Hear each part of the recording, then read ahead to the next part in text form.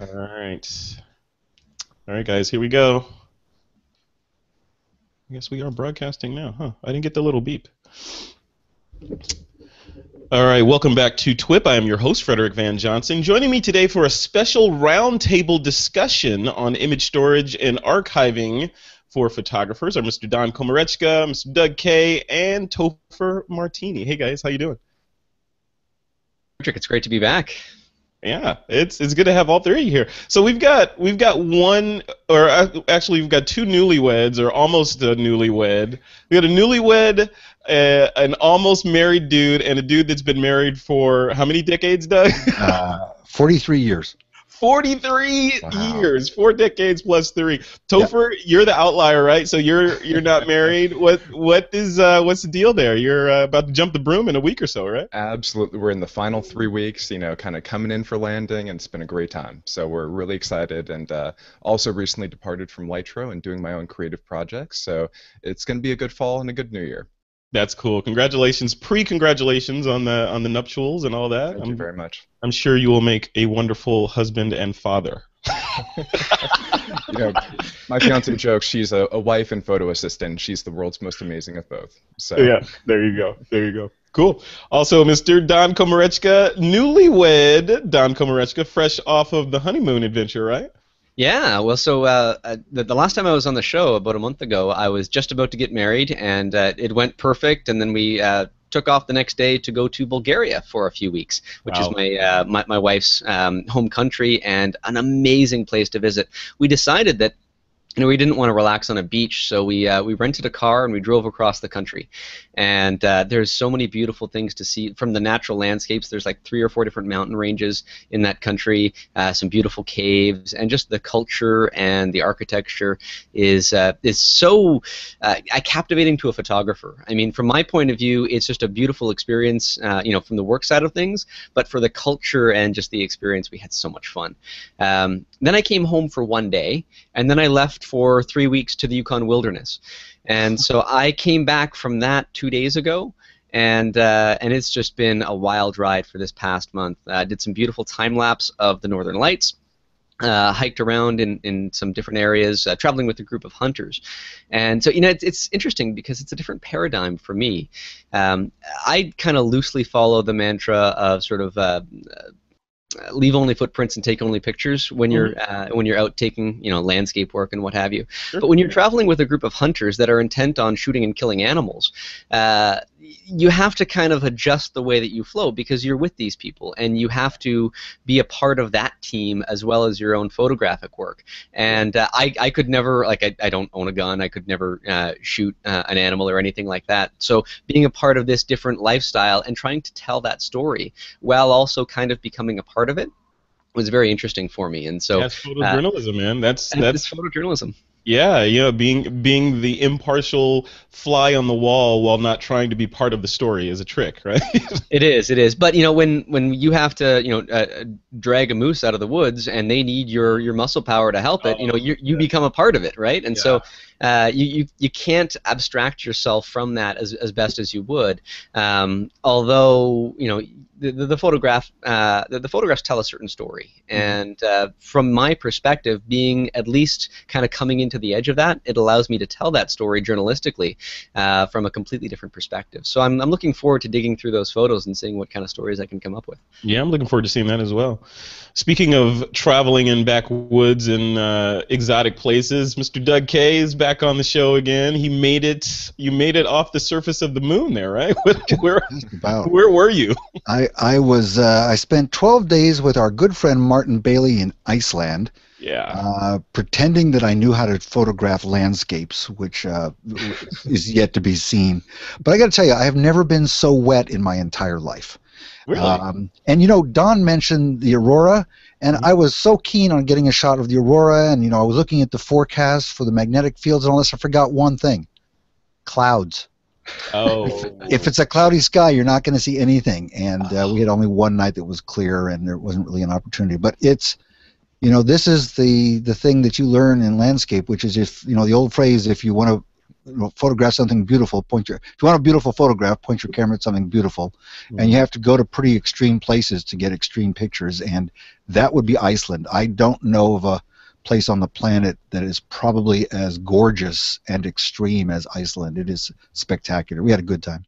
That's what I keep hearing about Iceland. It's it sounds like it's a location where you point your camera in a direction, close your eyes, and take a picture, and then print that, and you have art. Well, in the country, it's not about ice. It's about water in every form, from ice to snow to more waterfalls. I mean, you drive down the road, and you're never out of sight of a waterfall. And then you've got ice and icebergs and glaciers. There's a lot of geological activity still there, right? Yeah, well, you're right you're at the point where the European and North American tectonic plates come together, and you can actually go to that. You can actually see that. You can go there. They're actually drifting apart 3 millimeters a year. Wow. And it's good to know that North America is actually maybe 70 meters higher than Europe. I'm glad to see that. So, but yeah, especially in Colorado. Boom, boom. No joke. Or Washington. Or Washington. Yes. Yeah. Yes. I want to echo what you said there, Doug, about sort of getting skunked on the whole Northern Lights thing. There were a few times where we went out to the perfect scene. I set up this beautiful shot with 2 mountains and a valley coming in, framed it all up, and was just hoping for clear skies. Just cloud cover immediately after I set up the camera. Yeah. It ran the entire night doing time lapse of just clouds, dark clouds. Yeah. Well, photographers say sometimes it bees like that, right? You go out there fishing. Sometimes you come back empty-handed, but sometimes you come back with amazing shots, though, right? So that's one of the Iceland is definitely on my list. Alaska is on my list. I was talking to someone the other day about. You guys have seen that iconic shot of where the bears in the water or the river and the salmon are swimming upstream and spawning, jumping into the bear's mouth. Apparently, that happens all the time. So, it does. It's not unique, So I'm like, that's not unique. Okay, I need to go and try to capture a shot like that. I've been to both places. What's interesting about Iceland is there is no wildlife whatsoever, unless you like sheep. Really? Because it's too cold, nobody would want to live there. There are no creatures. You got puffins, you got sheep, you got those gorgeous Icelandic horses. That's it. There's nothing else. Interesting. Well, in Yukon, you've got to worry about grizzly bears and wolves and all sorts of things. That so if you have to go to the bathroom, you take a gun with you, and so everywhere you look, there's potential for death, and so it's very helpful to be traveling with a troop of armed guards around with me all the time. So I'd much prefer Iceland, I think. Don, I got to tell you, man, just you uttering that sentence. Those 2 sentences.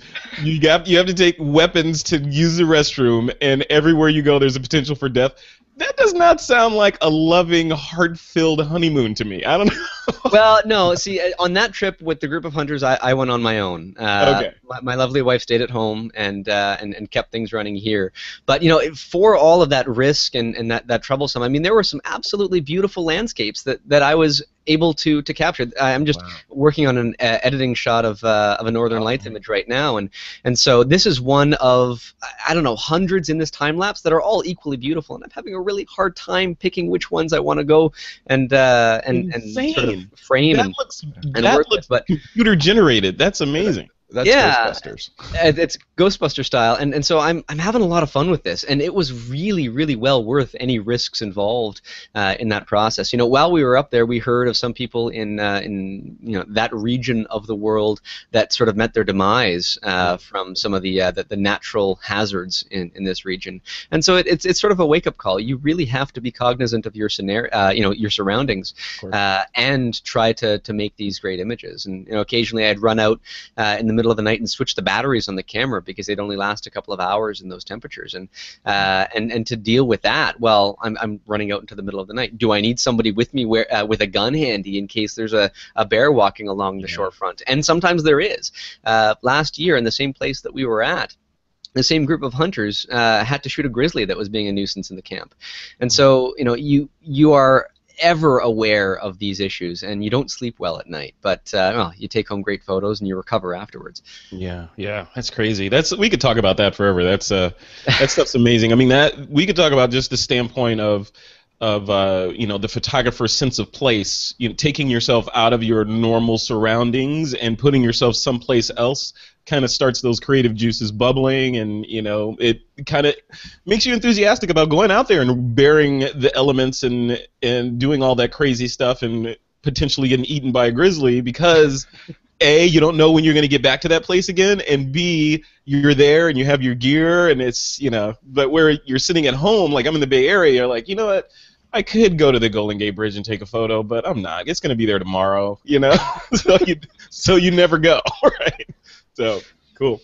All right, guys, so let's jump into this. Before we continue, I want to just give a quick update on what's going on with me. So I'll be at Photo Plus Expo later this month. We're recording this in October of 2014. I'll be there October 29th through November 1st at the Javits Center for Panasonic. I'll be in their booth doing TWiP-style interviews on stage there. So if you guys, folks that are listening, are in New York, please stop by and say hello. We'll be giving away a Panasonic GM5, that little tiny mirrorless camera that hopefully Mr. All About the Gear will be reviewing soon. But we'll be giving that away, as well as some other cool goodies from other partners of TWiP. So definitely come over and check that out. All right, before we jump into this, I'd like to thank our first sponsor for this episode of This Week in Photo, and that's our good friends over at Squarespace. Okay, all right, so here's a quick recap of some of the cool stuff that's happening on the TWiP network this week. All right, guys, it's time to do the show. We're going to break from our regular format a little bit. So you guys are here, our expert panel of photographers, folks that represent, you know, various perspectives in the world of how to get your data safe and how to replicate it and all that stuff. So the genesis of this particular episode of TWiP was Topher Martini. I just want to go on record to say this episode, what are we at, Topher? Episode 381? 381 is inspired and driven by Topher Martini. And I say that because I did an interview on TWiP Talks with Western Digital VP over there about storage, and Topher called me to task, you know, and I'm okay with that. He said, you know, sounded a little bit promotional and vendor specific. We should probably do something that is more substantive and egalitarian. So I said, okay, you know, I have control, I can do that. So here we are. You know, storage is a very big topic, and it's very specific to each individual photographer or just general computer users' workflow. And so it's great to have multiple perspectives. And the panel we have today, I think, can, you know, dive deep into their workflow or how they got to it. And I think we're in for a great discussion. I think so too, and I thank you for calling that to my attention. Just one quick email is all it took, Topher, and look at us. We're going to hang out talking to thousands of photographers now. Here we go. All right, guys, so let's do this. Let's jump into it. The first thing I want to talk about is let's just set the stage. Storage problems, right? So, and you guys feel free to jump in. This is, like I said, this is a roundtable discussion, so it doesn't necessarily have to be me asking you questions. Feel free to just, you know, interject whenever you want. But the storage problem that I see from my perspective is pretty basic, and that's most photographers don't do it because they don't understand. Either they haven't lost data yet, or they don't think it'll ever happen to them, or they figure they have this big old hard drive in their computer. Maybe I'll duplicate that folder and I'm safe, you know, or something like that. Topher, let's kick it off with you. You know, is that what you see, or are there other storage problems out there that we're not addressing? I think, you know, first it's understand you as your audience. Is that, are you a professional, that this is a business need? Are you individual creative, that this is a personal passion or hobby? But overall, you know, I treat storage like an insurance policy, that you can't go to anybody, State Farm or otherwise, and go get an insurance policy to back up your storage for you. Right. So that's something you need to do for yourself. And one way to go about that, I call it the 3 O's of storage: online, offline, and offsite. If you have your critical storage protected at each one of those places, you're good, because if one fails, you can always go to the other. So by that definition, I call online storage something local and easily accessible to your computer. This is usually something fast as well, but it might not have your entire photo library. Offline storage is something that's still accessible. It might be in your home or in your place of business, but it's really meant for local archiving. And then offsite is offsite archiving. that if the first two fail, you can still go get your critical photos or pictures or data from an offsite location. And that way, kind of, you're focusing on the solution, not as much the product. And I think everybody comes up with their own individual products and workflow, but overall, you're coming up with this insurance policy. Yeah, I think that's a good way to couch it. It is an insurance policy, and who was it? I forget what the comedian, I think it was Chris Rock or somebody, was talking about insurance. He's like, it's not insurance, it's in case. Right? He used another acronym in there, but he said it's in case. It's not insurance, it's in case. Mm-hmm. And that's what this stuff is. You hope that you don't, like me with my backup strategy, I hope that I never have to even look at the drive that has my backups on it, but I know it's there and I sleep better because it's there. But there are holes in my strategy, especially based on the way that the trifecta of storage that you described, Topher. Mm-hmm. I'm missing that cloud piece. So if something happens, I'm in trouble, right? Totally. And offsite doesn't necessarily mean the cloud. Doug has one of the most awesome storage solutions I've seen, and his is really just a remote backup at a different location. The cloud is a great option for offsite, but it's by no means the only option for offsite. Yeah. Doug, jump into your thoughts on storage, the main storage problems that we're going to be talking about, and the best way to address those problems. So what do you see as, from a photographer standpoint, there's data's data, zeros and ones, of course, so everyone has storage problems, but specifically from photographers, people that generate these priceless images over and over, like Don going up there. He's probably not going to get up there again soon to get shots of the Aurora Borealis, so that image, if he was to lose it, he's pretty much out of luck. What do you think? What's the main issue facing us? Well, it's what Topher said. This is one of those things where there's no one who's going to bail you out. If you don't, create a solution for yourself, no one's going to be able to get you out of a jam and recover these images. So, to me, it's whether you're a pro or you just want to save your family photos. We don't have shoe boxes in our closets with pictures anymore. They're all somewhere. Yeah. I want to mention a couple of problems that aren't quite covered. At least one problem is not covered by Topher's architecture. This is getting into the weeds a little bit, but I don't want to forget it. Mm-hmm. And that is, if you have multiple levels of replication, so you have your primary storage, you have your backup storage, and then you have your remote location storage. Let's say, for example, that a file gets corrupted. What's going to happen is that corrupt file is going to migrate. And all the copies of your corrupted file are going to be, all the copies of your file are going to get corrupted as well. This does happen. Remember I said I was married 43 years? Yeah. So I have lost disk drives. It's not a matter of if I lose one. I've lost disk drives. I've lost files. Yeah.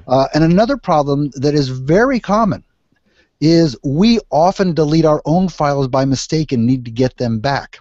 Guilty. And the way these replicated servers work, if you delete a file, the file is typically, not always, deleted on the replicated servers as well. So, you delete it once, if you don't think about it right away, it's going to be lost by the time you run all these replications. So there's a problem of deletion migration and corruption migration that you have to address, and one of the solutions is to, in addition to the other forms of storage, throw in something like Time Machine from Apple, which gives you journaling and versioning. And if you have versioning, what are those? Define that. So what is journaling and what is versioning? Well, Apple went to a journaled file format for OS X a while back, many years ago. Mm-hmm. And Time Machine uses it. And what will happen is that as you make different versions of a file, those subsequent versions will be stored on your backup device as well. This can take up quite a bit of storage, obviously. Mm-hmm. But it means if you delete a file, that the old version, or versions of the file, is potentially still available if you've had enough storage on your journaled backup. And for me, that's the most common problem. The most common problem isn't a fire in my home that destroys all my disk drives, and it's not a disk drive failure, it's my screw-ups and needing to recover from those. So I recover from Time Machine more than I recover from anything else. Interesting. Human error is the wild card in most things, right? Don, what do you think? You jump in on this storage, the main problems as we define this first section of the conversation, storage problems and how to solve them. Oh, I think one of the biggest issues that faces a lot of people is convenience. You know, they want to have a solution that works well for them, that they don't have to put a lot of effort in. Maybe it's automated, or maybe, you know, when they're trying to read their information, they don't have to go and drag it out of some other location or download it from somewhere, that it's fast, it's easy, and it's backed up. And for different people, that's going to be a different solution. I mean, I shoot in fairly high volume. In the last month, I shot over 15,000 images, and Wow. and so to have that available online, probably not going to happen, because I'm not going to have the bandwidth to get it there. So I have it all stored here locally, and then when I for every image that I've sort of completed, and I've created sort of an edited version of it, that gets offloaded into a separate drive that's then either stored in another room in this house and then copied over to another site. You know, if I visit my parents or whatever, I swap drives. Yeah. So there's an off-site version of it in that regard, because we're talking terabytes of information here, and it's not feasible to have some sort of upload strategy for all of that. But I think too, you know, it's important to consider, as Doug was getting at, a lot of the issues are not worrying about the fire or the flood or things that are going to wipe out your data that you have no control over. A lot of the stuff you have to worry about is what's in your control. You know, for me, when I'm shooting in the field and I'm going to be away in Eastern Europe, I'm also worried about maybe somebody stealing my camera. And what happens if all the photos on my memory cards are then gone because I haven't had a chance to back them up? And so there are strategies involved when you're working in the field to create backups and duplicates of images even before you get home as well. And I found a great one.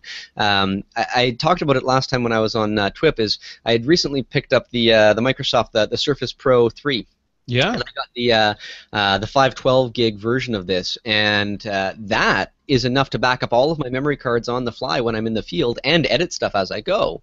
And so to have a solution where I can just offload my memory cards, not deleting the memory cards, but now I've got a duplicate somewhere that, you know, if my camera gets stolen or broken or, you know, mauled by a grizzly bear or anything to that effect, my images still exist somewhere else. And I think that a lot of people need to have at least one copy of everything. I'm going to say get 2 copies on 2 different types of media. You know, if I leave a hard drive sitting in the closet for a long enough time, it's going to start, like, you shouldn't let a hard drive sit for that amount of time without spinning it up and that kind of stuff. So you go back to it, you grab your backup because you haven't used it in a while, you finally need it, and it's not working. And then what do you do? I mean, if that was your only solution, then you're sunk.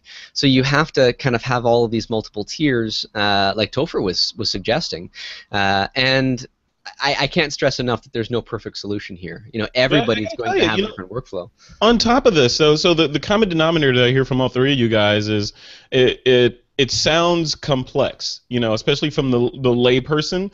And photographers I know are like, you know, listen to this in traffic or sitting at work or at the gym or whatever, and they're like, you know, that all sounds great, but okay, putting that into practice, I'm no Topher, I'm no Doug, I'm no Don. You know, I barely have time to go do my day job and do all this stuff, and you're talking about this trifecta of storage, and I'm the human, the wild card in the factor, so I really don't want to be doing all this stuff, therefore it's going to fail anyway if it relies on me to be part of the process.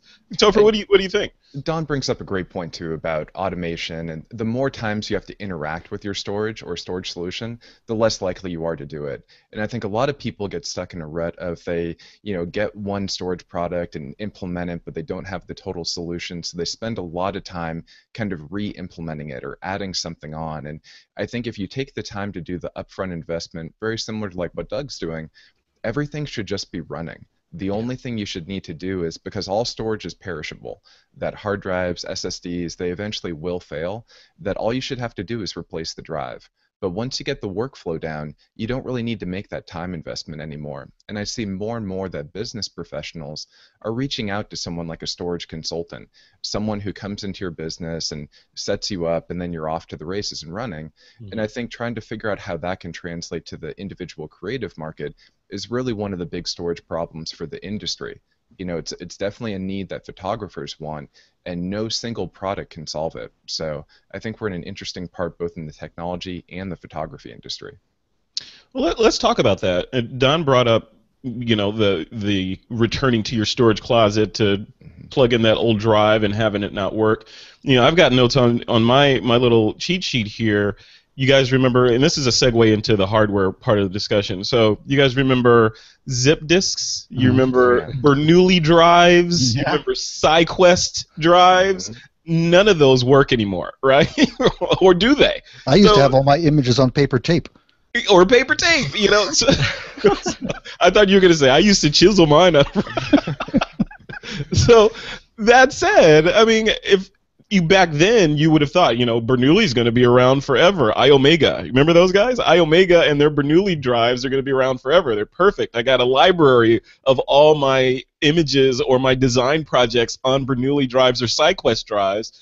Poof, now they're gone. Don, what about those folks? They thought back then, and I'm one of them, that was state of the art. I'm going to build my archiving ethos methodology around these guys, and poof, now they're gone. What do you think? I'd say yes, they're gone, but I wouldn't say that your images are gone if they're on a zip disk. I mean, you can track down a zip drive if you need to, if you're pressured to go and find that. I mean, I remember hearing recently a team of independent engineers went back through some old NASA recordings that were made on tape from some of the early lunar orbiters, and the images were sent back and recorded on these tapes, and they rebuilt the entire infrastructure to reread these tapes with modern technology and had absolutely fantastic results. I find it hard to believe that if you stored it on a particular type of media, and that media becomes obsolete, that it's gone. It just becomes very difficult and inconvenient to access. Yeah. Certain types of media, might degrade over time. If you leave a burned CD on your windowsill in the bright sunlight, try to read it again the next day, you might have trouble. Some things are not as permanent as you might like them, which again goes to my idea of having multiple copies of it. But as Topher said, and as I think we all agree, photographers, in a general sense, are lazy about this stuff. I mean, you want it automated. You don't want to interact with it. You want something easy that you can just sort of set it and forget it. Yes. And for me, my solution to that regard is I use a Drobo unit here. I have one of their 5-bay models, and I'm actually looking at buying an additional one so that I can have sort of a backup on that. The benefit of this, for me, like to have everything in one spot. If I need more storage, just pop out a drive, pop in another one.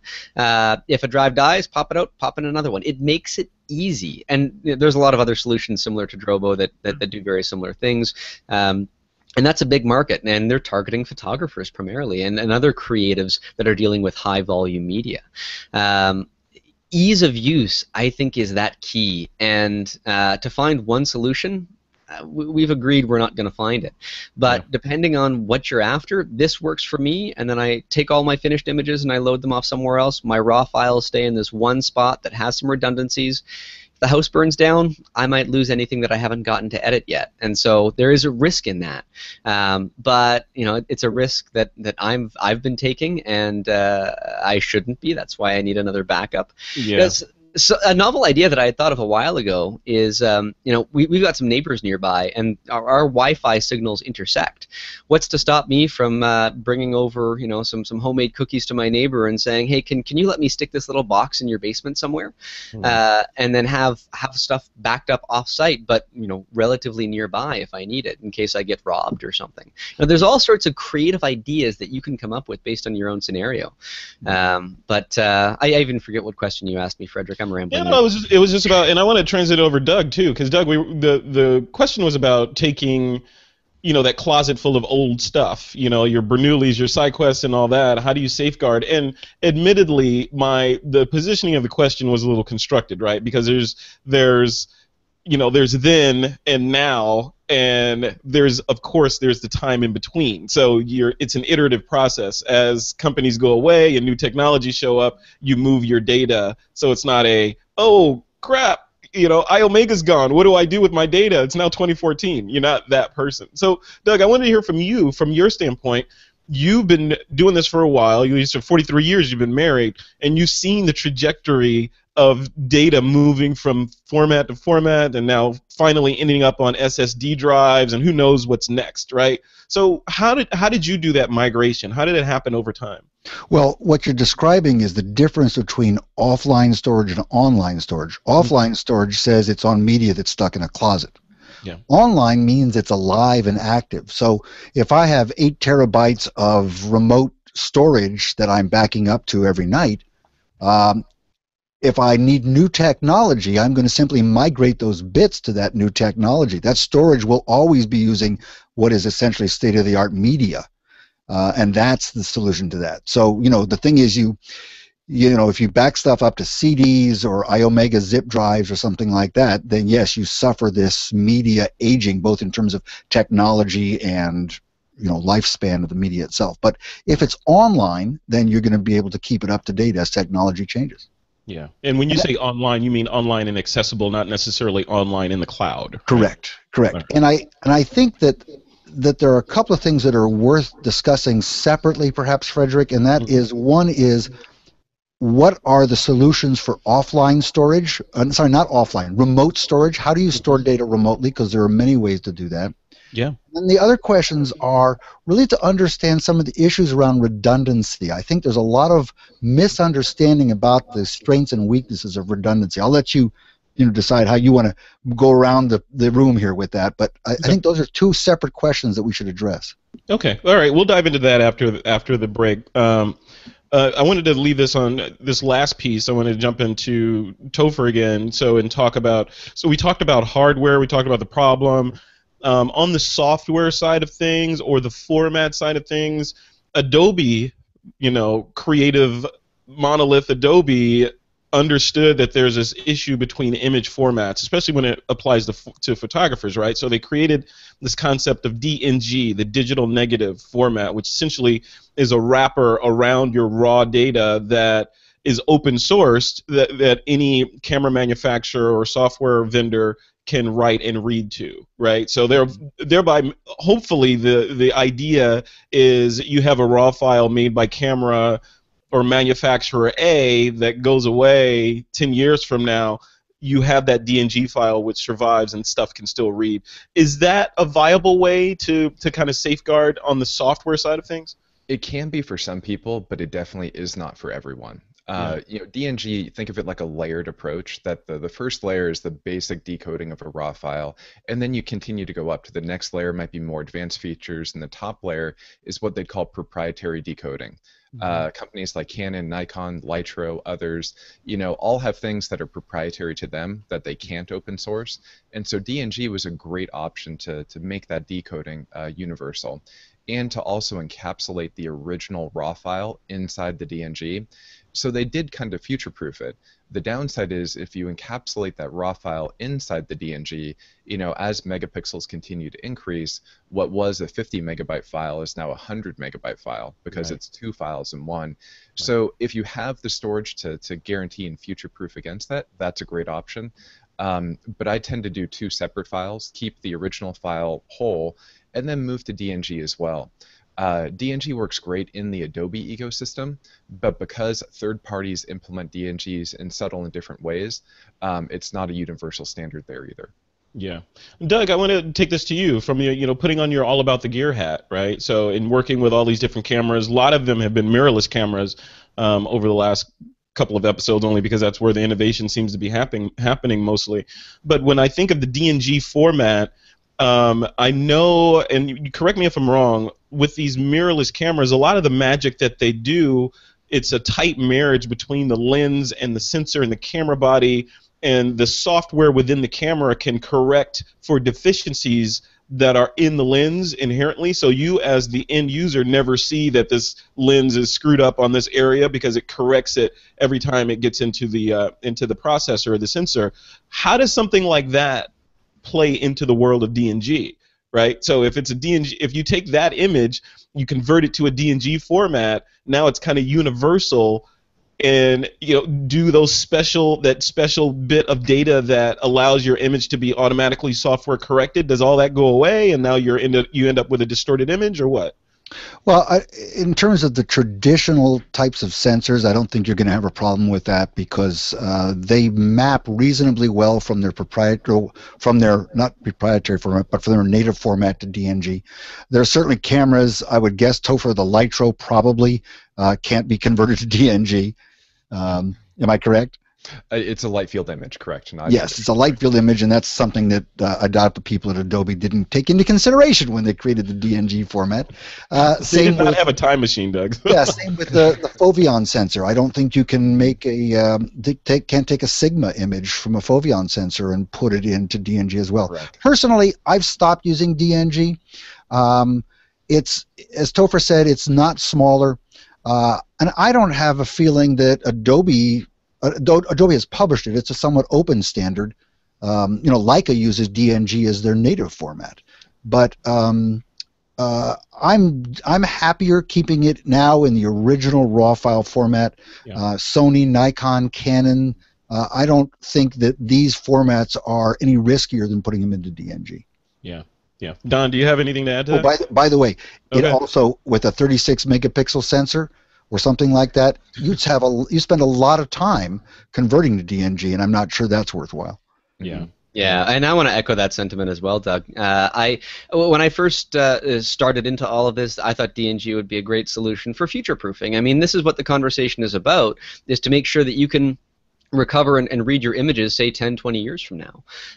And I thought at first, okay, DNG seems to be working towards that goal, but I got to thinking, looking at the software, whether it be Lightroom or Camera Raw or any other software from any other manufacturer, I haven't ever seen anybody remove support from a camera that was previously supported. And I don't think that they ever will. And maybe if they do at some point, that'll be a concern. But right now, it seems like it's zero risk. If it's supported, it will be continued to be supported. Otherwise, it's bad for customer service, and it doesn't take up a whole lot of space. At this point, I mean, if we're 20, 30 years down the road, maybe they'll start, canceling support for the original Canon Digital Rebel or something like that. Yeah. And then you just go back to older software and convert that to DNG if you need to at that time, if that's an open standard still. So I think I agree with you, Doug, that DNG doesn't necessarily solve any problems right now. But if it does in the future, then it's a tool that I'm glad Adobe's created and they're continually updating. So it sounds like what you're saying, if I'm reading the tea leaves correctly, that DNG might be a cure in search of a disease that no one has yet. Is that right? I think you're kind of on the mark with that. Now, there are some things that DNG does. So, like if I make changes to a raw file in Camera Raw, instead of having a sidecar file that has all of those changes, that gets embedded into the DNG file. And so there are certain benefits if I want to send that to somebody else in a creative workflow. But that's not my creative workflow, so it doesn't really impact me very well.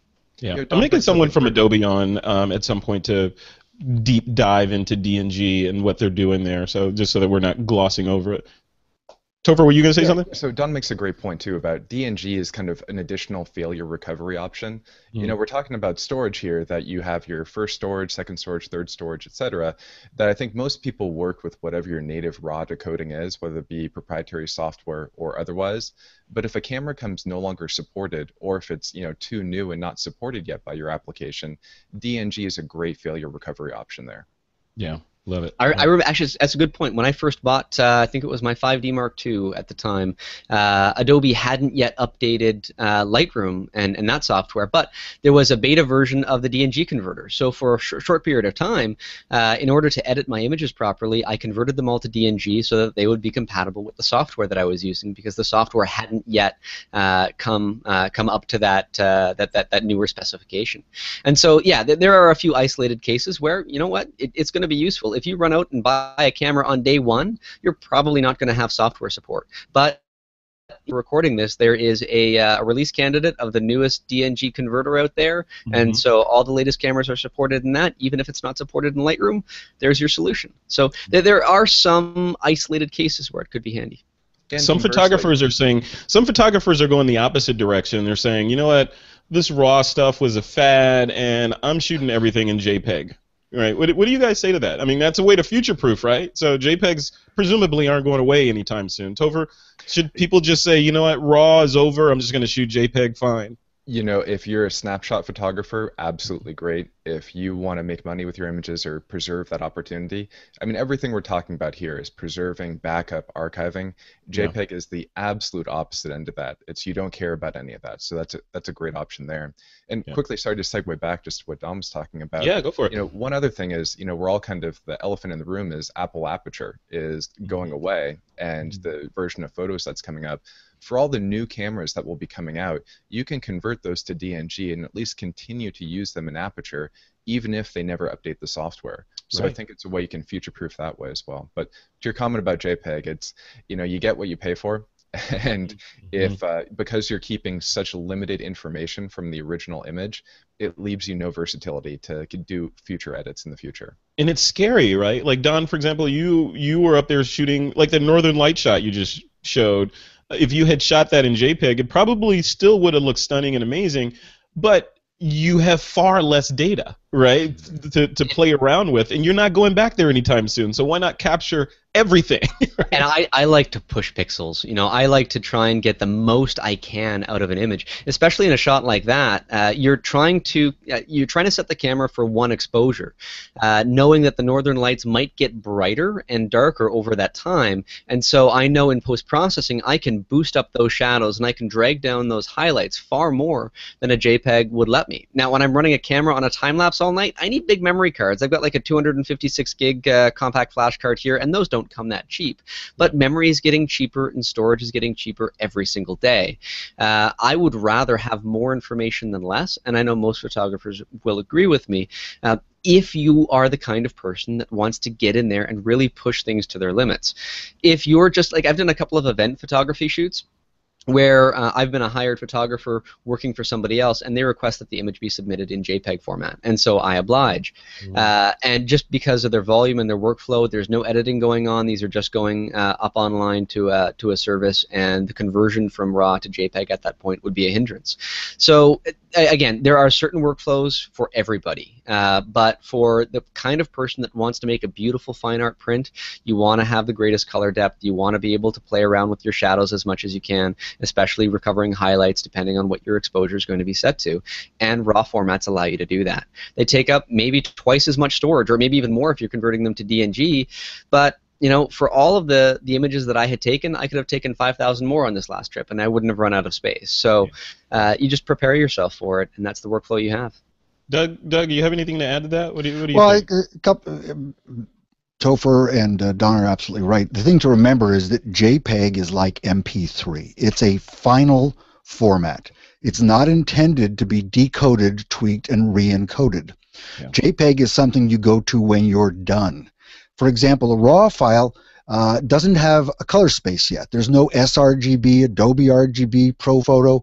That's something that you don't commit to until you go down to a 16-bit or an 18-bit color space. And so you have the ability to edit and process, and you stay in either RAW or an HDR format or a wide gamut color space like ProPhoto until you're ready to make the image ready for viewing. And that's the point at which you say, I'm going to make a JPEG, I'm going to do sRGB or Adobe RGB, or I'm going to CMYK because I'm printing. So remember, JPEG is a format to use only at the end of your workflow. If pushing the button is the end of your workflow, fine. Otherwise, it's really not appropriate. I remember when the whole JPEG versus RAW debate was going on several years ago. And the analogy that I used to use all the time was baking a cake, right? So a JPEG represents a baked cake. It's done. You know, you're not going to unbake the cake or change any ingredients in that cake. RAW represents all the ingredients sitting on the counter to make that cake so that you can make different versions of that cake ad nauseum and keep going and, you know, kind of be creative there. JPEG's already baked. Right? Yeah, I mean, I'll take frosting on it, but it's still baked. Yeah, I'll take this A6000 out to do street photography, and I'll set it to RAW plus JPEG. I'll set the JPEGs to black and white. And I'll use the JPEGs if I like them just the way they're out of camera. If not, I go back to the RAW file. Yeah. And this brings up an interesting point too, Doug, is in that particular workflow, you're immediately creating 2 files for every image. In my workflow, I create a raw file when I'm shooting, and then when I'm done editing, I'll usually create a TIFF file as sort of a master that I work with. And then from there, I will, that's good for print, and that's good for anything else if I'm going to make a print. But if I'm putting it on the web, I might make a higher resolution JPEG to put on social media and a lower resolution one if I'm sending it in emails. And by this point, I have 4 or 5 different versions of the exact same photograph. And so I'm curious to see how people deal with that. Topher, I want to ask you, when you have like multiple versions of the same photograph, like how do you organize all of that? Because this is something I've struggled with for quite a while. Totally, and I think there's a separation of when you're shooting in the field versus when you're back home or in your studio. In the field, I shoot like Doug, where I do RAW plus JPEG, and I actually edit and cull off of those JPEG images because I don't want to overburden my laptop to have to process, hundreds or thousands of files. But JPEG is a temporary file format. I treat it as an in-the-field curating. I don't do anything with it after that. And similar to your approach is once you get back home in the studio, download everything, put it into your asset management, whether it be Lightroom, Aperture, third-party, etc., and then always work from that master. As long as you have the versions, you can always recreate the data file. So I always make sure I have either the XMPP sidecar data, the raw file, so that way you can always recreate an image. But once you output it, it's gone. I never archive it. Yeah.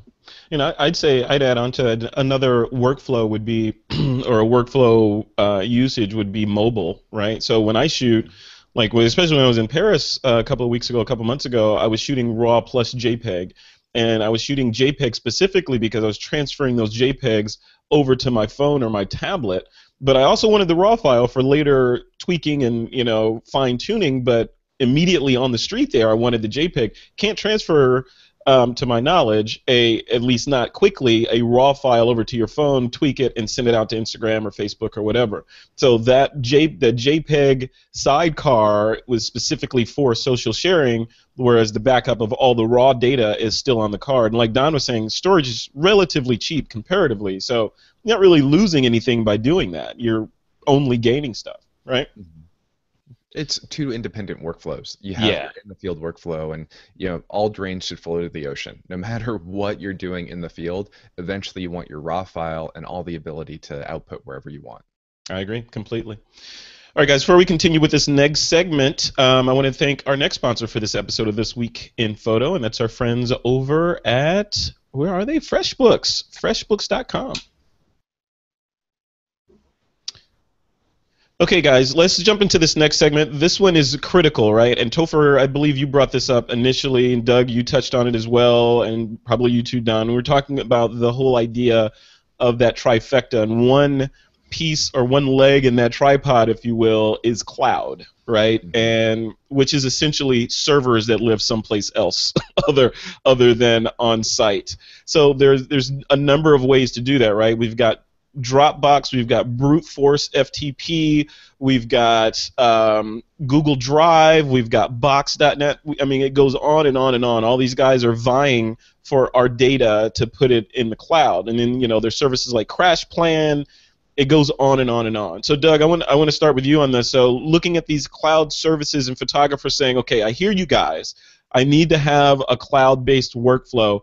But there are a myriad of choices out there. Analysis paralysis sets in. You don't do anything. What would you say to those guys?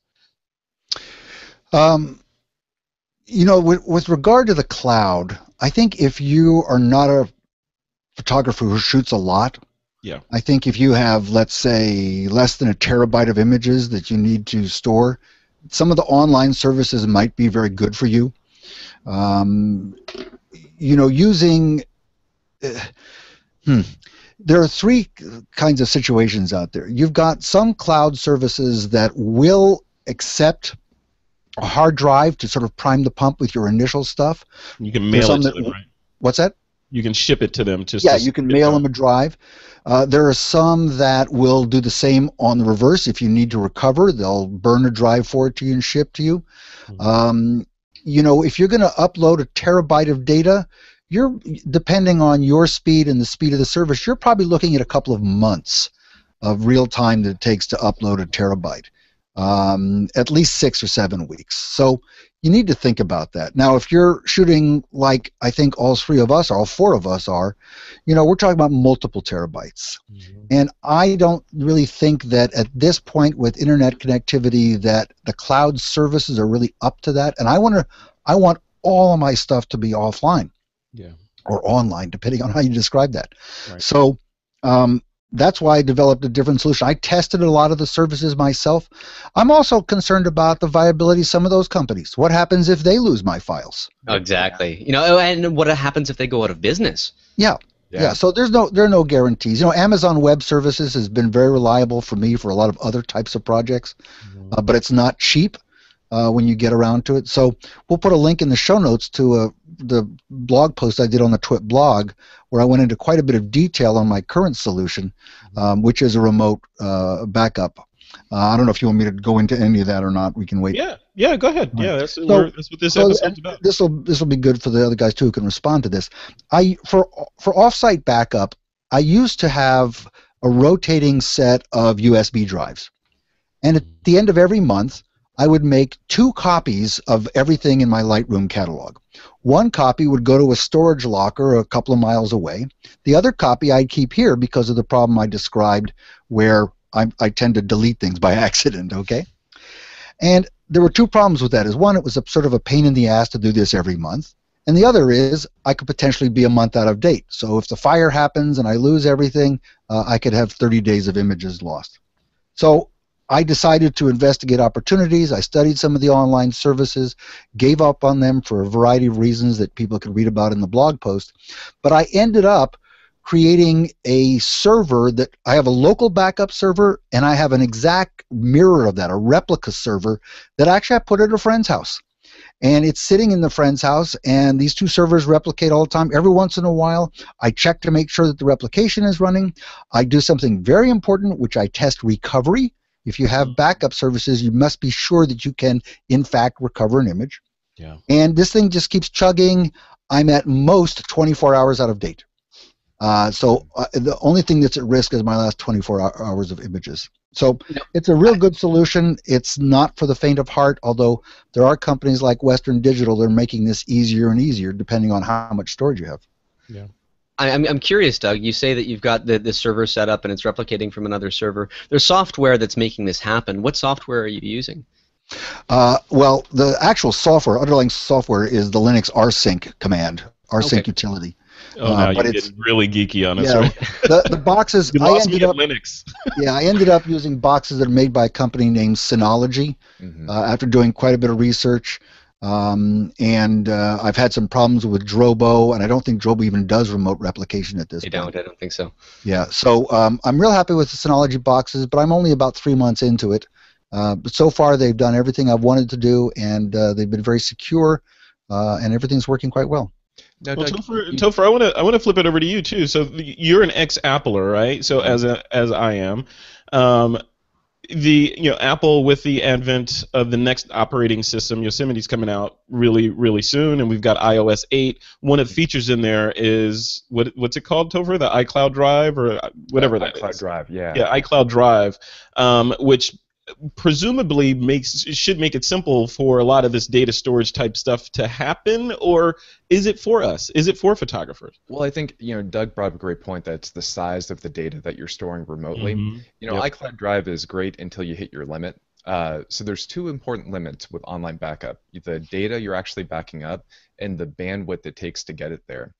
Here in California, depending on your internet service provider, you might be limited to 100 gigabytes, 500 gigabytes, a terabyte per month. So it's infeasible, no matter what your remote online solution is, to continually back up that much data. So I kind of had a follow-up question for Doug is, what you've basically set up is a private cloud, which is something very, it's a hot topic in the storage industry right now. Do you find the performance and reliability of your private cloud is better than the online storage providers? Well, remember, most of the data transfer is leaving my home. It's not coming in. My upload speed to the internet is 10 or 11 megabits per second max. Yeah. That's my throttle, regardless of whether it goes to an online service or my remote server. So that's my limiting factor, right? So that upload speed translates to about 15 minutes per gigabyte. So if I come home with a full 8 gigabyte card, it's going to take 2 hours for me to back that up remotely. Mm-hmm. But this runs in the background. I never see it. It's not a problem. It does max out my upload bandwidth from here, but that's not a problem for me. Mm-hmm. Again, it doesn't matter whether I'm doing a personal cloud or a cloud service. My limit is that upload speed. Correct. And so in addition to the bandwidth, the rate of performance, there's also the data bandwidth. Comcast famously had a 500 gigabyte upload limit for a lot of people, that both downloads and uploads, it could only be 500 gigabytes per month. And I think that's where a lot of these backup solutions really felt the squeeze. Thankfully, a lot of these ISPs have done away with that limit, but I'm kind of interested to see, like, your performance of going point to point between your location and the remote location versus the cloud backup. It would be interesting to see the benchmark between the two. And again, my friend's house, he's also on Comcast. Mm-hmm. He's got 55 megabit download, so I'm only using 20% of his speed, and it's going off hours. And Comcast has never enforced that limit for me. I've done multiple terabytes per month. Mm-hmm. Actually, no, because I can't do multiple terabytes a month. But I've certainly done more than 500 gigs a month and not had a problem. Yeah. And so what about have you guys heard of is a Mac app? I believe it's Mac, Windows, etc. But it's called BitTorrent Sync. Mm-hmm. Have you guys heard of that? I mean, Don, have you heard of that, by the way? Yeah, I've heard of it, and I looked into it as well. But again, it comes down to that same idea that you have to push things out there. You have to get things out. Like right here in Canada, I've got a pretty high-level internet package, about as high as I can get, and I still have a terabyte of bandwidth per month that I can utilize. There is a limit on that. I doubt that I'd ever hit it, but my upload speed is going to be that limiting factor, regardless if I'm using Torrent Sync or a private solution like Doug, or one of the sort of the ready-in-place solutions. I don't have the opportunity to, like if I'm photographing snowflakes for a day, I might come home with 100 gigabytes of data on that one shoot. And how do I deal with that? Well, I have to store it locally, because there's no way that I'm going to have the amount of throughput needed to get that somewhere else. Yeah, it's good. And Topher, that's when your photographers are the most vulnerable, right? Vulnerable when they come back from a shoot, like Don comes back with a pocket full of snowflakes, and you need to back those up, and the time between getting home and getting them somewhere else, that's the point of failure, correct? Absolutely. And like what we're talking about in this whole show is kind of the layers of redundancy, that from whether it be online, offline, offsite, or what happens if my offsite storage solution goes away, you want to continually protect yourself against levels of failure. Doug brought up another great one with versioning and deletion. Those are additional layers to protect for. In this case of when your data is unprotected, I define that to mean that you don't have it in 3 places. You might have it in 1, you might have it in 2, but until you have data in 3 places, I don't consider it protected. And so when you come home from that shoot, even before getting home, I often download the photos to a little battery backup hard drive. There's, like Don mentioned, to a laptop. There's great ways that you can protect your data even before you get home. And I think that's the first point of backup. Yeah, and I want to dive into that a little deeper. In the notes here, I've got personal cloud and portable. I want to kind of merge those together. So, like, when you talk about the personal cloud, the impersonal cloud per se would be like the Dropbox and all those guys, services that you're paying for. And I put personal cloud in the category of these drives that, like Doug, for example, you have drive at someone's house, that's a cloud, right? It's a server somewhere else that you have access to, or one of these Western Digital or Drobo type devices that you attach to a network and you can then access them remotely. Which, I mean, I'm trying to get my brain around which is better, and a lot of this is personal, right? Because I need to add this cloud piece to my workflow. Do I go the Doug Kaye route and co-locate a server with a friend, or a drive or something with a friend and go that way, or do I take as much of my data as I can and ship it off to one of these cloud services like what is it? I forget their name of, but there's a million of them. I send my drive over there and they upload it to their servers and I'm set there. I don't know. Like in the case of Don Komarechka, it sounds like it's a treadmill that's running faster than you can run, right? So even if I do put my data up there, I'm going to generate a lot more data than I can upload. I'm back in the same boat again and being out of sync. What do you guys think? Well, I think, I think if you've got substantially less than a terabyte, I think an online service is probably a good solution for you. Just be prepared that it's going to take you a while to put your initial data up there. Yeah. But, you know, the main thing is to get it to a different location. And even if you use the technique I was using, which was to back it up to just some inexpensive USB drives and put them somewhere away from your home, that's 95% of what you need to do. I mean, you've really done a very good job. Everything that you put on those drives, if you keep backing them up on a regular basis, that's going to get the stuff out of your house, protect you against the fire or the other major disasters that you might have. You know, by the way, don't depend on redundant disks as being your issue, because, you know, the disk drive enclosure could fail. You could have a software error that erases the files on all your redundant disks. So this is, you know, a little bit. RAID came out because inexpensive disks were unreliable, particularly unreliable 20 years ago. And so we have RAID 1, we have RAID 5, we have all the RAIDs in between. But it is not a panacea, and don't think that just because you have redundant disks that you have real redundancy. You don't. And I want to talk about the RAID stuff. Who was that? Was that you, Topher? You didn't jump in? Don. No, I was going to jump in because I wanted to make a comment about the reliability of these disks. And as the capacities get higher and higher, I think we're up to 6 terabyte disk drives now. Mm-hmm. I mean, the manufacturers build in a fault rate that there's error correcting code that is constantly running through these drives because they're not reading the data properly. They are pushing the limits of being able to read them accurately in the best case scenario. And so if things start to degrade from that point, then you can have data loss more easily now than I think you could have a few years ago if you're going for those very, very dense drives. And so, again, this echoes, don't have 1 copy, don't have 2 copies, have 3 copies of just about everything, and try to keep things running and accessible and easy. Doug, your solution is the one that I use as well, where, you know, you've got drives that you throw off site. You know, whenever we go to the parents or relatives, hey, here's a drive, stick this in your closet, and next time I go and visit them, I swap it out and what have you. That's a lot of effort, and that takes, you know, my memory here to say, okay, well, I'm going for Thanksgiving to my relative's place. Let's go and drop them off a drive. I'm usually thinking about other things at the time, and I can't like write that on my calendar and schedule that. You know, there's not going to be any notification beeping for me to do this. And that's the point of failure. And so if you can eliminate that like you have, Doug, that's fantastic. My solution right now that I'm thinking of is within a Wi-Fi access of my house to have something in the basement of a neighbor's place that can be easily backed up with a fast Wi-Fi connection.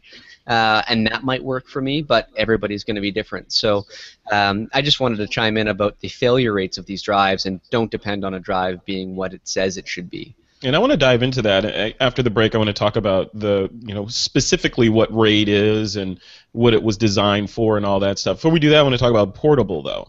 So, you know, all of you guys travel, right? And you're running around with your portable computer, your mobile devices, etc. You get back to your hotel room. What do you guys plug in, right? You're not keeping everything on the internal drive of your computer. What are you plugging into your computer to kind of offload all of your images from the SD card or CF card onto the external media? Topher, you want to go first? Yeah, sure. I have a little portable hard drive, and we can put the actual model in the show notes. It's by Hypershop, I believe, called the Color Space, and it's a little SD and CF card reader. It's a battery-powered hard drive. You plug the card in, you say import all, and that way it guarantees everything on the card is backed up. Cool. And when traveling, I try to never take a laptop. I find that when I bring a laptop, I'm trying to edit photos in the field rather than take new photos. The only thing I want to do is back up the photos, maybe do a basic curation, and so I've switched over to the iPad for that. And these devices, so cool. You can get Wi-Fi hard drives for your iPad, and to Doug's point earlier about going to Iceland, that's about 4.5 pounds that you're no longer carrying around every day, and that is huge in travel. Or trying to keep safe, right? 4.5 pounds that you're not worried about the maid taking, right? You're outrunning the bear, as Don would say. But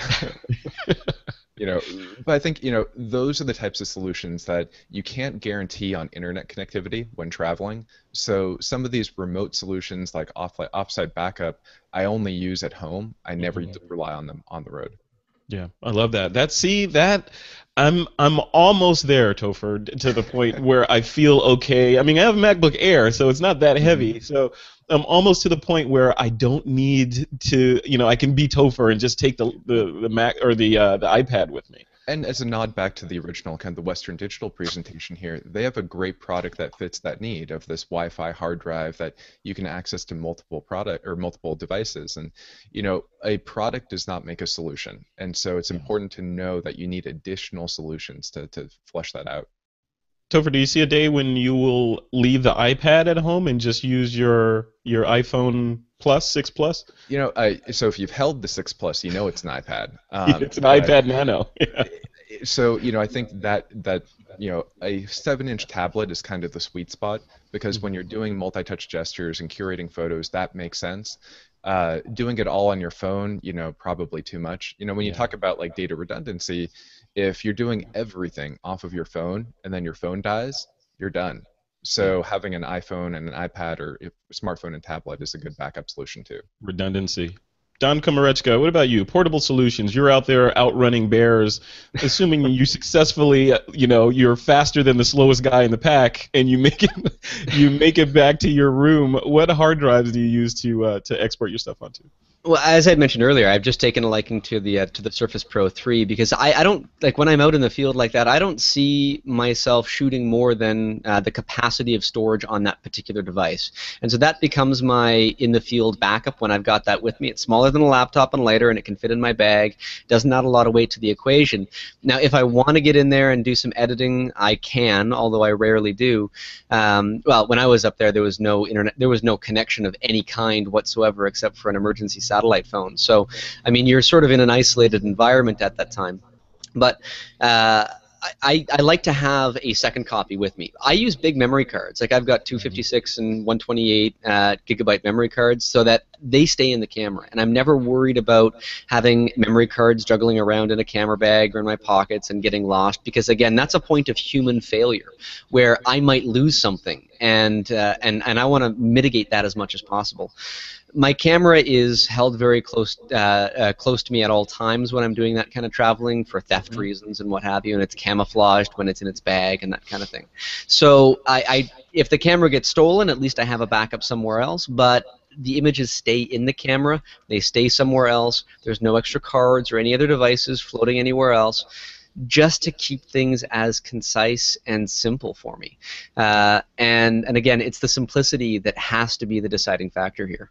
Yeah, the human error element again, right? Doug, two pieces of this question I want to throw at you. So, portable drive solutions, what do you use when you're out and about, if anything? And then also, Don brought up a good point of using large memory cards, and I want to have all you guys chime in on this. The idea that used to be that, the whole eggs in one basket metaphor, where buy smaller memory cards, therefore if one fails, you have fewer images that you lost because they're not all on your gigantic, all-encompassing memory cards, and your entire trip is not gone because you lost one card. Does that hold water today? In you guys' opinion, Doug, you could start with you. Does that eggs in one basket thing hold water, or have SD cards and CF cards gotten to the point now where it doesn't matter, they're all bulletproof? Well, to the second question, I think it's sort of silly. I think, what are you going to say? If you have half of your images on one card, half on another, well, you're twice as likely to lose one card. I mean, it's the universe crazy, balances. Well, it's sort of a crazy thing. Unless you have copies on them and you keep them in two different places. I think some cameras allow to in camera copy from one slot to the other. In fact, and that's sort of a handy thing. SD cards.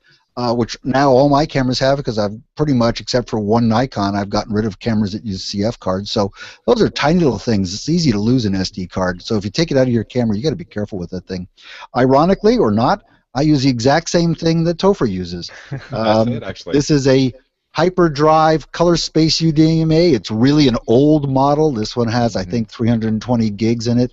I'm going to start using one of these new Western Digital drives that has an SD slot in the drive enclosure, which is essentially the same kind of thing as this. Yeah. But I've had this for years and years, and this is backed up every trip. I reformat it before I take a trip, and it does incremental backups right onto the drive. It's a really nice unit. Not the fastest thing in the world, but it's in the hotel room, and it just keeps cranking away. And with something are you laptop free, Doug, in your hotel room? I'm not, because I'm usually either I'm in a workshop or I'm teaching a workshop, so I'm doing some post-processing. But I'm also going the iPhone 6 Plus route, and I look forward to the day when I don't take the laptop. I certainly am not going to take an iPad anymore because I've got the iPad Mini. AKA the iPhone 6 Plus. Yeah, the iPad Nano. Yeah. Yeah, iPad Nano. Right. Well, yeah. So anyway, I look forward to the day. I mean, I have a MacBook Air. It fits in the camera bag. It's very light, but I'd love not to take it. Yeah. Are you using the 13-inch or the 11-inch MacBook? The 13. Okay. Yeah. Yeah, it's interesting. I mean, yeah, there's a lot of little details in this, from portable solutions to, just straight dumb hard drives that you plug in through USB or FireWire or Thunderbolt, and then, like the more smart solutions like you guys have, where you actually plug in an SD card and copy the images over to the device there, obviating the necessity for a computer altogether. I tend to like that. I like the idea of being able to kind of offload them over. They're very handy. I think, Topher has probably got at least as much experience that I do. It's just served you well for many years.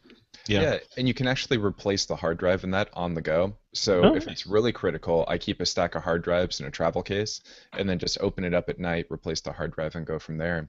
And wanted to touch quickly on something Don said about kind of the internal failure mechanisms that hard drives have, because the same thing's true for these SD and CF card media. And it's important to note that the failure rate goes up the longer you go between using a card. So if you have a 32 gigabyte SD card that's been sitting in your drawer for a year, the internal mechanism that corrects all those failures only takes place when you write to that media. So pretty much you can always read the data off of it, but you're more likely to get a write failure if it's been a while since you've actually written to that card. So one tip I tell people is before you go on a big trip, especially if it's to like Iceland or Cuba or the Yukon territory, is reformat and low-level format all of your media, because that guarantees you're actually writing to every bit on the media. And I also want to say, too, that earlier this year my grandfather was on a trip and bought a cheap SD card, and it died on him halfway through a cruise. Right. And so, the quality of the media does play a factor into that. I personally have never had a memory card fail. And I buy the SanDisk Extreme Pros, and the Lexar high-end ones are about the same quality. I have not heard of any of these particular cards failing. That's not to say that they won't, but I think that they're far more reliable now than they used to be. I remember I had a camera ages ago. I think it was my dad's that used smart media cards, which were like these gigantic wafer-thin chips. And if you so much as breathe on it the wrong way, you'd snap whatever internal circuitry there was. And things were fragile, and things would break easily. I think that, Topher, you made a good point about formatting them, but I think that these are rock solid compared to what they used to be, and I'm going to make an assumption that they will only get better in that regard. Maybe that's a wrong assumption, but it's the one that I'm going with, and I just load it all up into one card. Put all my eggs in that one basket, and so far it's held water. Yeah, another thing is rule number 7. Never format a card in the field, because you will be tired, or you will have been in the bar, and you will accidentally format a card that you have not yet backed up. So take cards with you and do not format them when you're out on a job. And Doug speaks from personal experience. Yes, I do.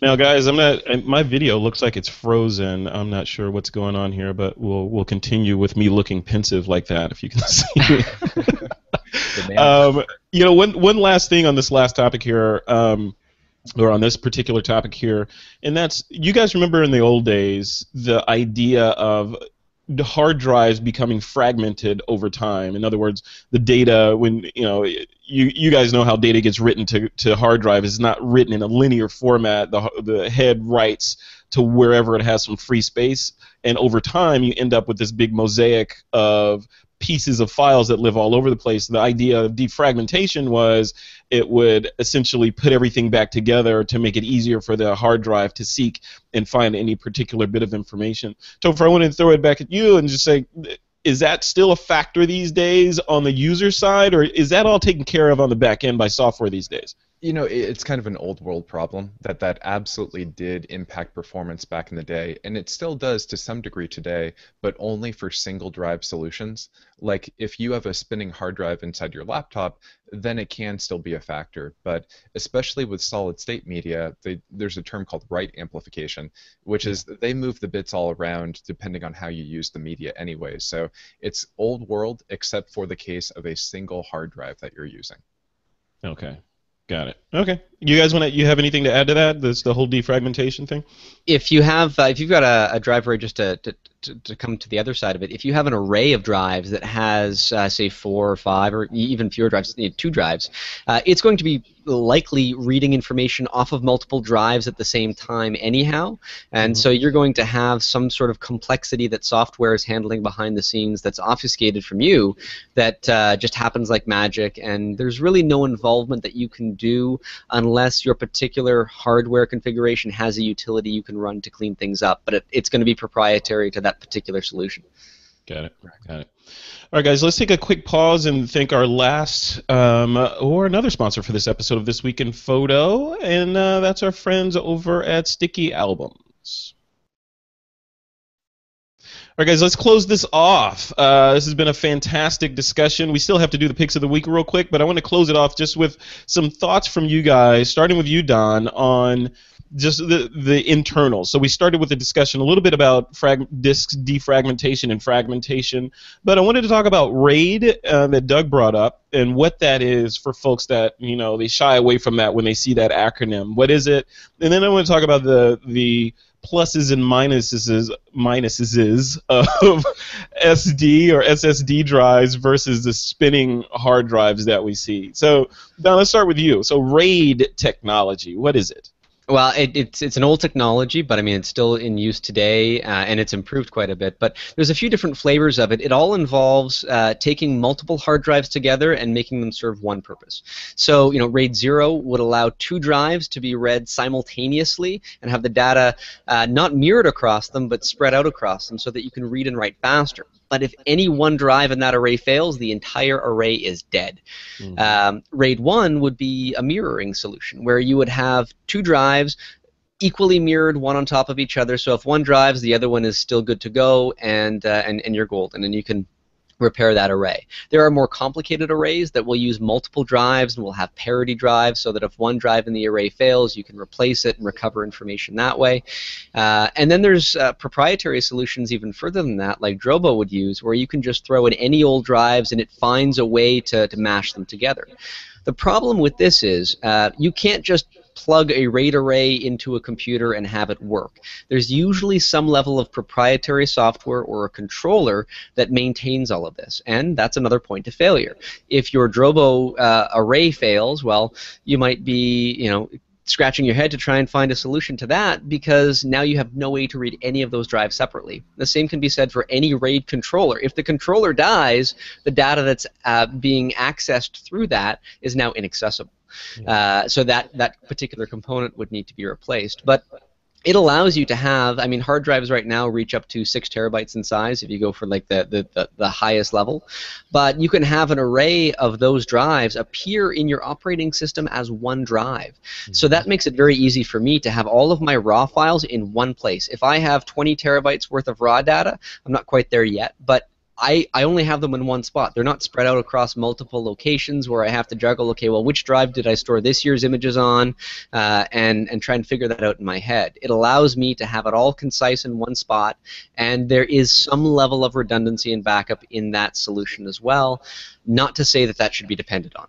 Yeah, and I throw in there, Doug, I want to have you chime in on this as well. So there's the acronym RAID means redundant array of independent disks, right? But there's, like Don was saying, there's multiple levels in there. Like, are you using RAID on any of your backup kind of scenarios? Yeah, the I is inexpensive, by the way. Oh, it's Redundant array. inexpensive? Oh, I thought it was independent. Okay. No, it's It was inexpensive because it used to be that, a 10 megabyte drive cost $10,000. Yep. And I have a platter from one up there. It's a 14-inch disc platter.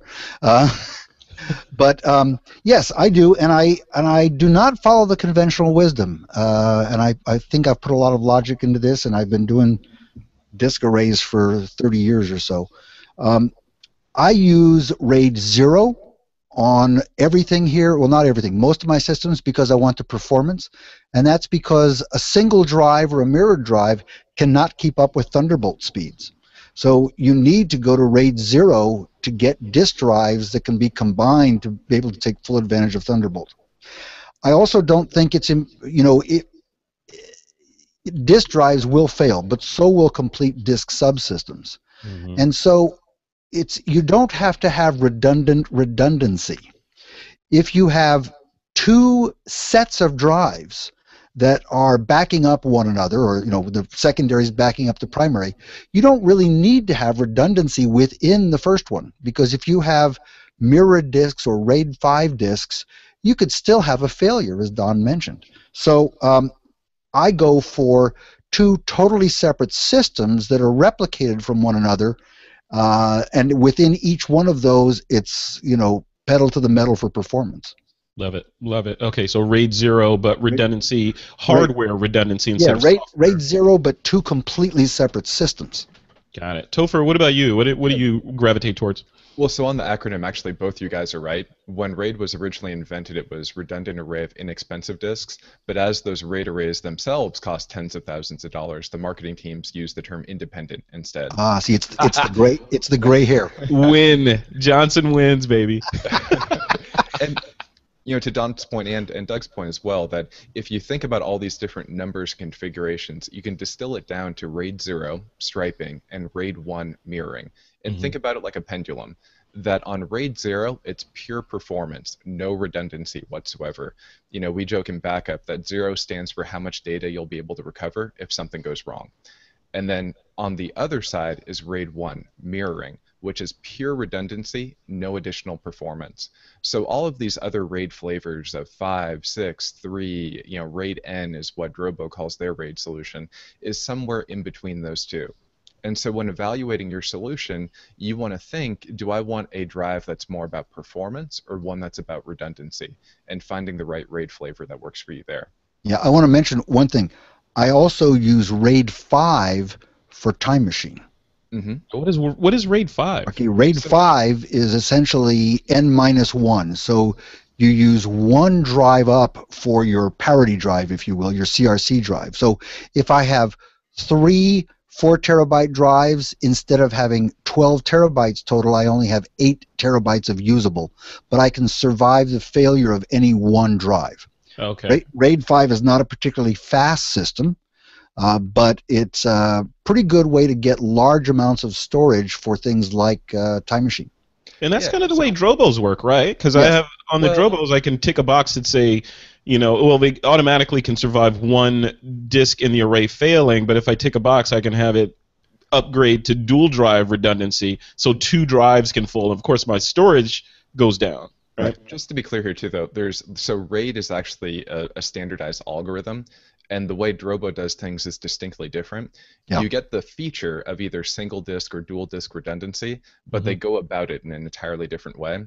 If you think about it, every different type of RAID requires a different number of minimum drives.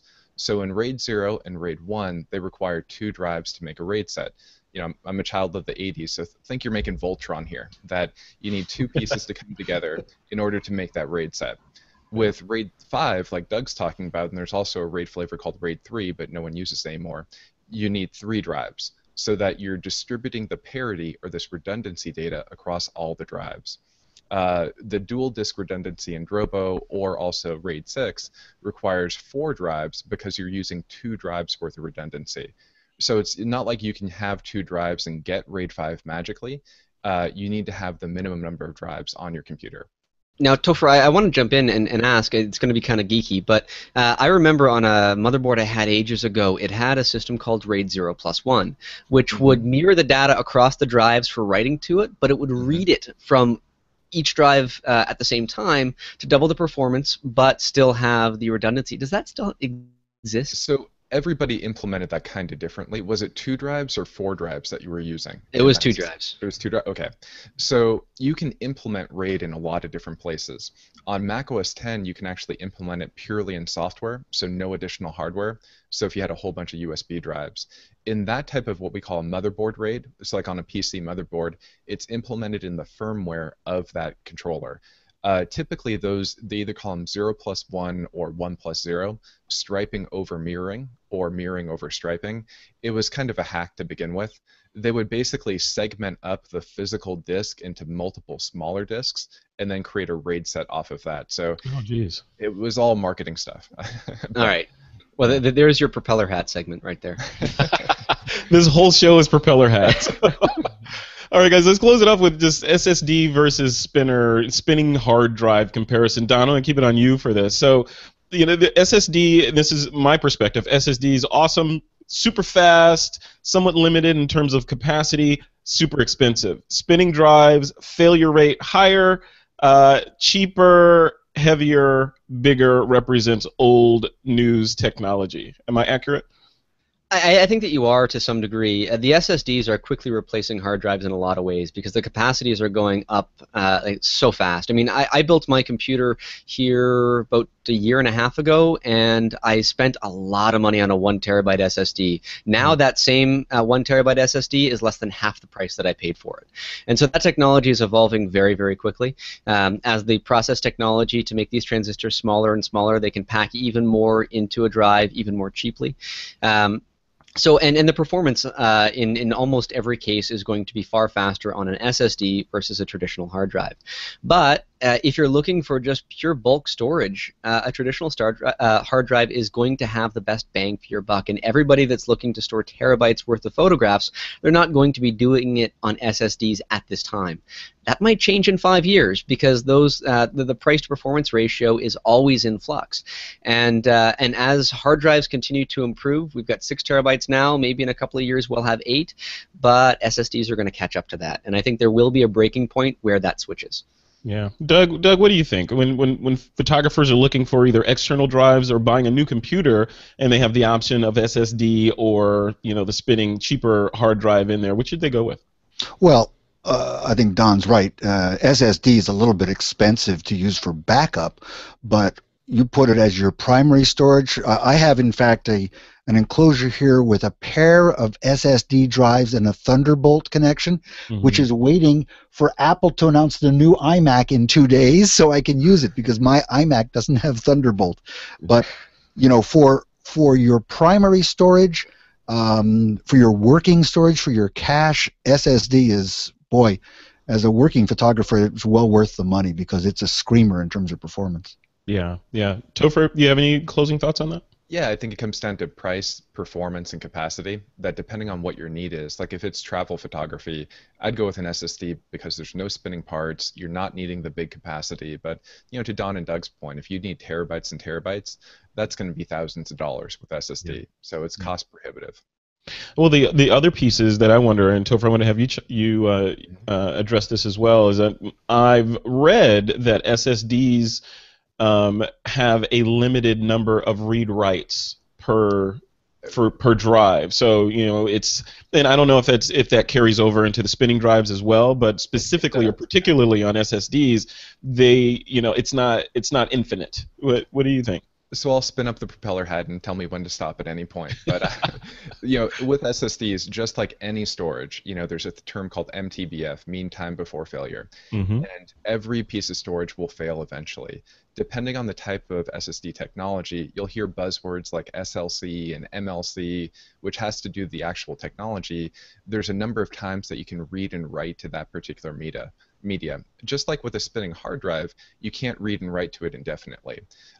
With MLC SSDs, which is pretty much what everybody's using today, that life cycle, that duty cycle is incredibly long, but eventually you will hit it.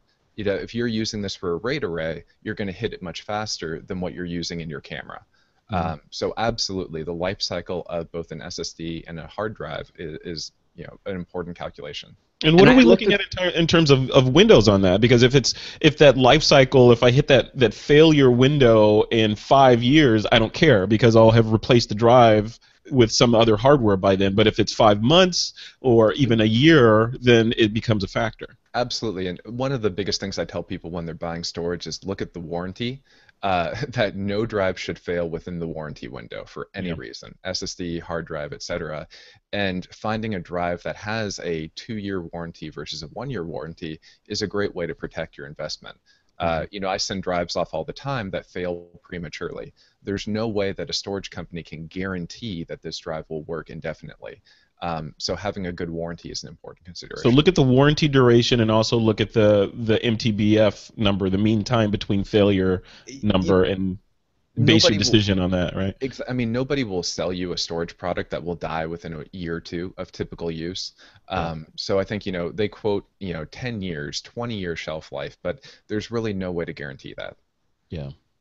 I was going to chime in and say that to that point exactly, if I buy a drive and it has X capacity, the next year that capacity might double, or maybe it's the year after that. But the capacity evolves so quickly that I'm going to be buying a newer drive to keep up with my needs far before my old one fails. So even while it will fail, and that's almost a guarantee at some point, but it's going to be so far off that it's going to be almost obsolete before I reach that time, as long as you do what Topher said and take a look at that warranty period. If it's a 5-year warranty period or longer, I'd say you're pretty much fine, because I'm not going to be using any media of any kind for 5 years before I upgrade to something else. Yeah. Cool, guys. All right, let's close this show off. This has been awesome, and thank you guys for hanging in there. It's been a marathon TWiP, but I think this is all this information is necessary and needed to get out there. Before we jump into the Picks of the Week segment that we're going to blow through relatively quickly, I want to thank our last sponsor for this episode of This Week in Photo, and that's our good friends over at Shutterstock. All right, let's jump into the Picks of the Week segment. Remember, you guys can pick something to recommend to the TWiP Army as long as it somehow relates to photography. Don Komarechka, I'm going to let you go first. What's your pick of the week? All right, well, I had done some traveling recently, and I was looking for a tripod to take with me that was lightweight and would sort of suit my needs. I've got a big camera. I'm still shooting with like the big boy digital SLRs. Oh, wow. And so, I mean, and so it's impressive. Exactly. And so I was looking around to see what might fit my needs. And full disclosure, Manfrotto does sponsor me, and so I asked them to see what might suit this particular case, and they had given me their bee-free tripod. And I've been really, really happy with this particular device. It shrinks up pretty small. They actually have a carbon fiber version of it, but this is the aluminum one if you want it even lighter. And so this would just sort of sit on top of my my camera bag while I was traveling around. Weighs almost nothing in comparison to all of the other gear that I was carrying. It stretches up pretty tall, folds up pretty nicely, and it would hold my my 1DX and any of the lenses that I brought with me without even batting an eyelash at it. So I was pretty happy with this, and I've got like 4 or 5 different tripods from many different manufacturers, all with different features and what have you. But if I was traveling, and I plan to do some more in the future, this is what's going to be coming along with me. It's just something small and light that gets the job done and does it well. I love it. Yeah, my favorite tripod right now is my Mi Photo. It's a little one. It looks similar to that one, but it's it's a little travel tripod that folds up pretty small, and I take it everywhere. In fact, I have 2 of them. I take one sits here, and I grab it if I'm going to go travel, and I keep one in the car at all times. So in case I need to pull over, I'm not like, oh, that would be a great shot if I just had my tripod. It's always in the car. Cool. All right, the Manfrotto bee-free tripod from Don Komarechka. Thank you. All right, Topher, what about you? What's your pick of the week? Yeah, so friend of TWiP, Trey Ratcliffe, has a really great ebook that's about organizing your photos, and it kind of does in a 3-stage approach for how hands-on you want to be. And one of the key things for photo backup is actually organizing and having a good system for your photos. So it's a good complementary thing to everything we're talking about here today, and we'll include a link in the show notes.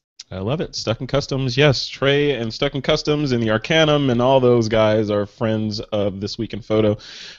Doug Kaye, speaking of the Arcanum, you're an Arcanum master, and you also have a pick of the week. What do you got? I do. Well, first I want to remind people that if they look in the show notes, they can go look at the article on the TWiP blog about my storage solution and all the pain I went through to get to there. But Yes. my official pick of the week is a gadget. I don't have it in my hand at the moment. It's in the other room, but it's called the Lens Flipper. And I do street photography, and I change lenses frequently.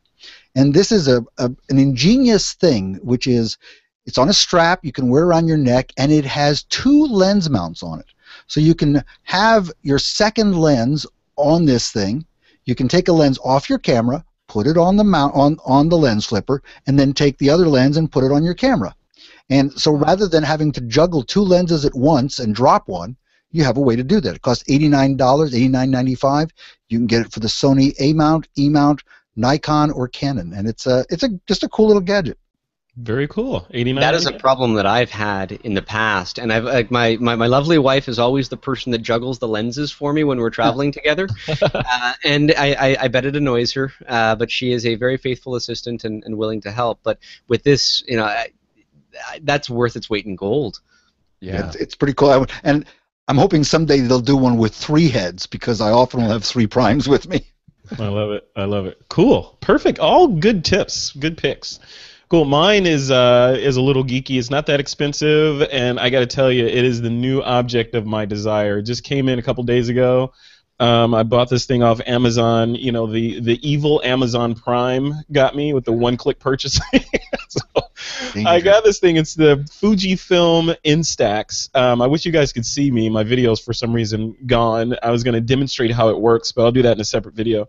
But it's a little printer that fits in the palm of your hand, and you connect to it through an app on your Android or iOS device, and it quickly just spits out these little cool-looking micro Polaroid-looking photos from your camera, right, or from your smart device.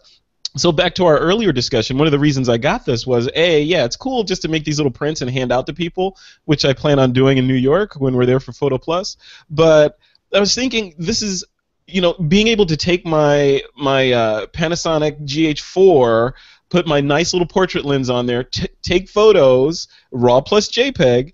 JPEG goes over to the iPhone, make some quick tweaks, in the new Photos app or whatever, and create a print within all of like 3 minutes and hand it to the person is like magic. And this thing is cool. It runs on batteries. It just goes in your bag. You put a 10-pack of film in there, which is admittedly not cheap, but you put a 10-pack of film in there. It's roughly ISO 800, and you're good to go. You rock and roll, and you're bringing the physical or the digital world into the physical world. And it's a nuance that I can't describe. I was playing with it, taking pictures of my friend, popping them out of this little printer, handing them over, and the look on people's face, the face, but aside from, if you contrast that with, okay, here's a picture I just took of you and you text it to them, versus here's a picture I just took of you and you hand it to them, priceless. You can't even put a dollar value on it. It's amazing. Yeah, Frederick, I want to mention one thing. I have the Instax camera from Fuji, yes, which is the complete camera, uses the same film packs. When I'm doing street photography in a second or third world country, and I want to break the ice with somebody with whom I might not even share a common language, you give them an instant picture, a little Polaroid. They may never have even had a picture taken of themselves before, and you instantly have an access to be able to take a portrait of them. I love it. I love it. Printing is the original backup strategy. I mean, we kind of forget that, digital's come along and everybody thinks about the cloud and everything, but if you have a print, in an absolute worst case scenario, you can go scan or re-image that. Anyways. Well, I want to add one final thing to that, too. My father was an early adopter to digital, but at the time where he was taking pictures, there was no backup strategies. It wasn't even a thought. From the point where he bought his first digital camera to the point where I was maybe about 16 or 17 years old, I don't have any of those pictures. They are lost to time with hard drives that were formatted and computers that were thrown out because there was no backup strategy being thought of at that time. I still have all of the pictures before that because they were in a shoebox in my closet because they were printed. Yeah. And so, to add one extra layer to things, not to say that you should print all of your pictures, but that survives all of those levels of human error very nicely. It does. It does. And there's some romance to it too, because even though these pictures, I'm looking at the box here, I can't see what the actual size. Oh, they're 6.2 centimeters by 4.6 centimeters.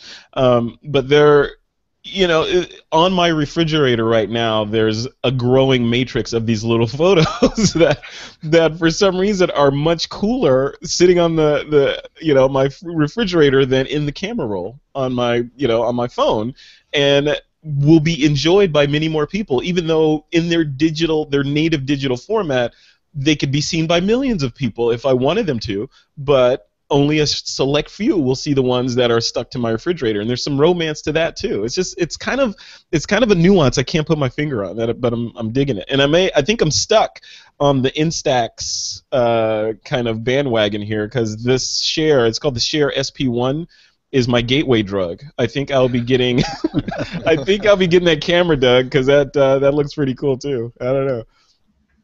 All right, guys, we are at the end of another episode of This Week in Photo. Guys, I want to thank you for hanging in there for this whole episode. It's been a marathon, but I think I'm kind of digging the single focus topic type TWiP, where we take one topic and just beat it to a pulp, reconstitute it, and beat it again. I think I kind of like that. We may do more of these kind of shows.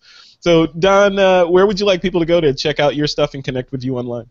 Well, I'll be posting all of my images on Google Plus for these past trips over the next couple of weeks, so check me out there, and you can get the link to that and everywhere else I am online at doncom.ca. It's donkom.ca, and I look forward to getting in touch. And I also want to say that on the last time I was on, I had asked people if they were willing to, if they wanted to have a sort of a light critique of their work, just to send me an email, and I got a response from maybe 20 or 30 of the TWiP listeners, and I was so happy to respond to them and start some conversations. So don't ever be afraid to get in touch and start a conversation. And it's always fun to hear from listeners.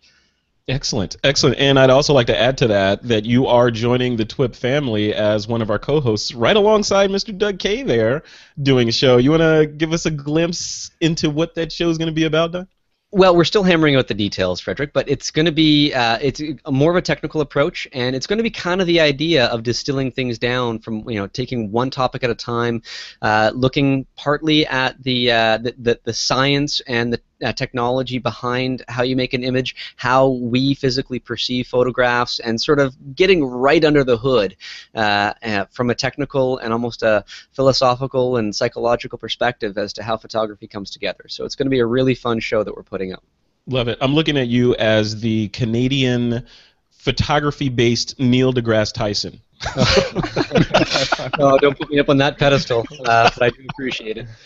Awesome. Well, thanks a lot, man. Doug Kaye, what about you? Where can people go to connect with you? They can go to dougkaye.com, which will have my portfolio, which is woefully out of date, and links to everything else, but I spend most of my time on Google+. Wonderful. Awesome. Thanks again. Thanks for coming on. I'm looking forward to our next episode of All About the Gear. What do you have in your hot little hands that you're testing? We've got the Nikon D810.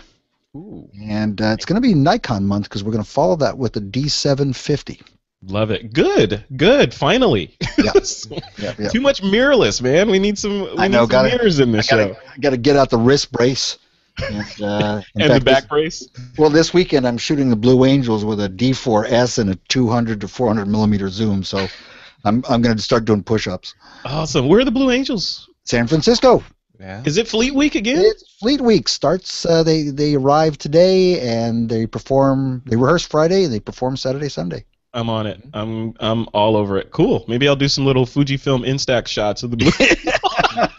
Somebody stop me! Awesome. All right. Thanks a lot, Doug. Topher Martini, what about you? What's going on in your world, or where can people connect with you? Feel free to reach out at tophermartini.com or at tophermartini on Twitter. Love it. Topher, whenever you're on the show, I always get the feeling that you are an iceberg of information, and we only get to see the very top of it. I know it goes down about 5 fathoms, right? So I do a storage consulting business as well, so feel free to reach out on Twitter or contact me that way if anybody's interested in more information about this. But yeah, it's, photography is really cool. That's a balance of technology, photography, but moreover, everyday lifestyle. So definitely the iceberg is there.